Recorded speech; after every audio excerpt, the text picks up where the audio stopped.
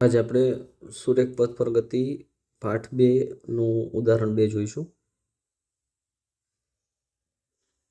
કલનશાસ્ત્રની રીતનો ઉપયોગ કરીને અચળ પ્રવેગી ગતિના સમીકરણ મેળવો. આપણે જે ગતિના સમીકરણ ધોરણ 9માં ભણી ગયા છે એ સમીકરણો આપણે અત્યારે મેળવવાના છે.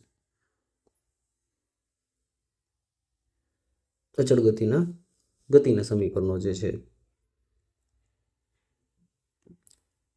સૌથી પહેલા પ્રવેગની વ્યાખ્યા મુજબ પ્રવેગ એટલે વેગનું સમય સાપેક્ષે વિકલનના સંબંધે દર્શાવ્યું છે. વેગ સમય વચ્ચેનો સંબંધ.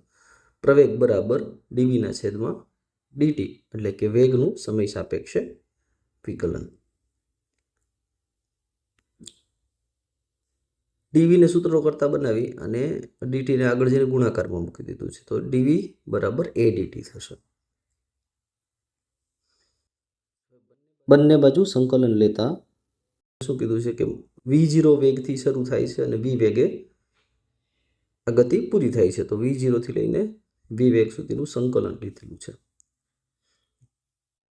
ડીવીનું સંકલન લેતા સામેની બાજુ સંકલન 0 થી t સુધી 0 સમયથી શરૂ થાય છે અને t બરાબર t સમયે આ ગતિ, એટલે કે જ્યારે t બરાબર 0 સમય હોય છે ત્યારેનો વેગ V0 છે અને જ્યારે સમય t થાય છે ત્યારેનો વેગ v છે. બંને બાજુ સંકલન લીધેલું છે.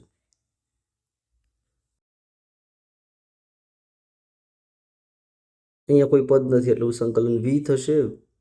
અહીંયા એ અચળ છે, આપણે અચળ પ્રવેગી ગતિ કીધું છે કે જેના કારણે આપણે a બરાબર ડીવીના છેદમાં ડીટી અચળ છે, એ અચળ છે એટલે એનું સંકલન કરતાં એની અંદર ટીનો વધારો અથવા સંકલન કરતાં ટી આવે છે. એમાં ટીની ઘાત 0 હતી, હવે ટીની ઘાત 1 થઈ ગઈ છે. સંકલનમાં ઘાતમાં 1 વધારો થાય છે. એ રીતે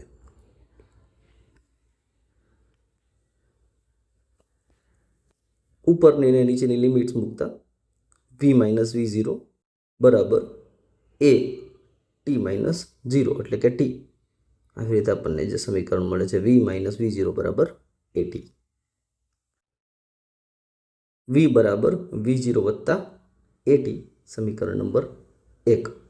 પહેલું સમીકરણ આપણને જે મળે છે એ આ છે.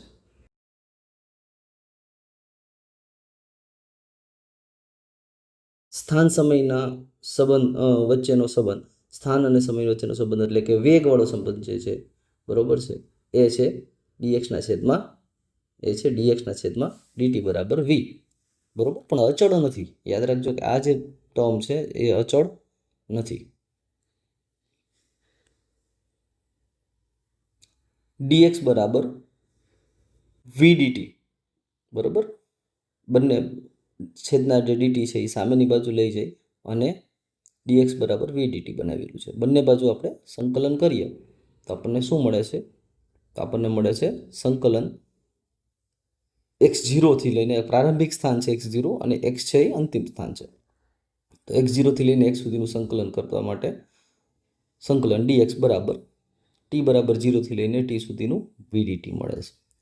પણ અહીંયા એક વસ્તુ યાદ રાખવી પડશે કે v dt આપણે જે સંકલન કરીએ છીએ, કેમ કે v અચળ નથી એટલે સીધું સંકલન થશે નહીં. v ની જગ્યાએ આપણને અહીંયા a અચળ છે, તો આ પ્રમાણે આપણે કંઈક કામ કરવું પડશે, અથવા તો આપણે v ની જગ્યાએ V0 વત્તા at, આ જે V0 વત્તા at છે એ આ vમાં આપણે મૂકવું પડશે, તો આપણે આગળ કરી શકશું, કેમ કે v અચળ નથી.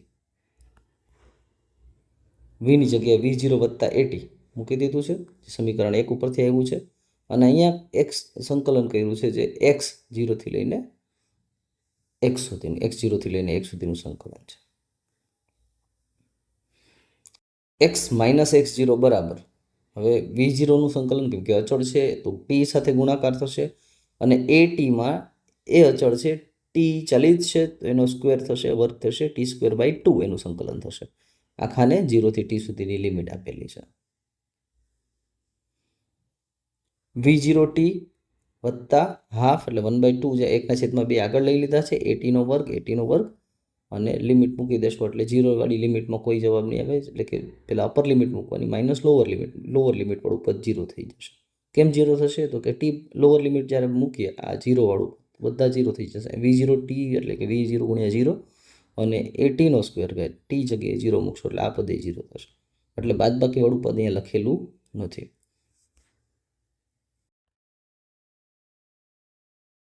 x બરાબર અહીંયા જે x બરાબર x0 જે પદ ચાલુ હતું તો x0 છે એ બરાબરની સામેની બાજુ આપણે લઈ જાય છે. એટલે x બરાબર x0 વત્તા V0t વત્તા 1/2 ATનો વર્ગ. અને સમીકરણ નંબર શું આપ્યું આપણે?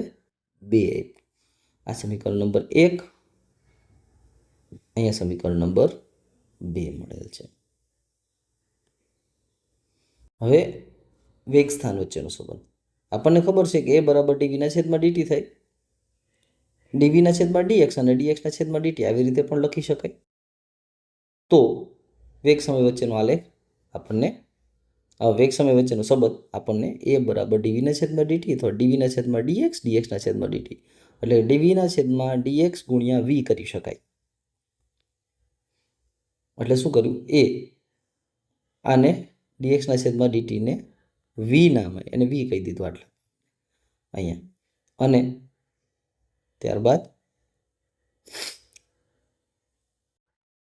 જે છેદમાં dv છે એને આગળની બાજુ લખેલ છે.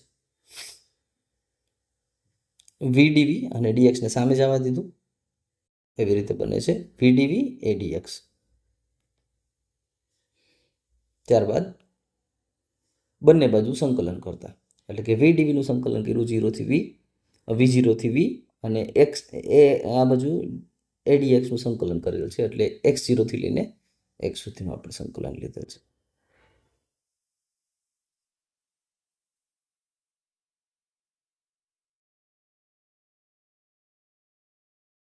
અગેન v0 થી v નું જે સંકલન બનશે એ થશે અહીંયા v છે એટલે v²/2 થશે.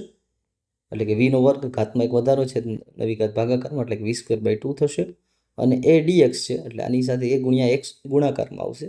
x0 થી x નું એનું લિમિટ મુકાશે.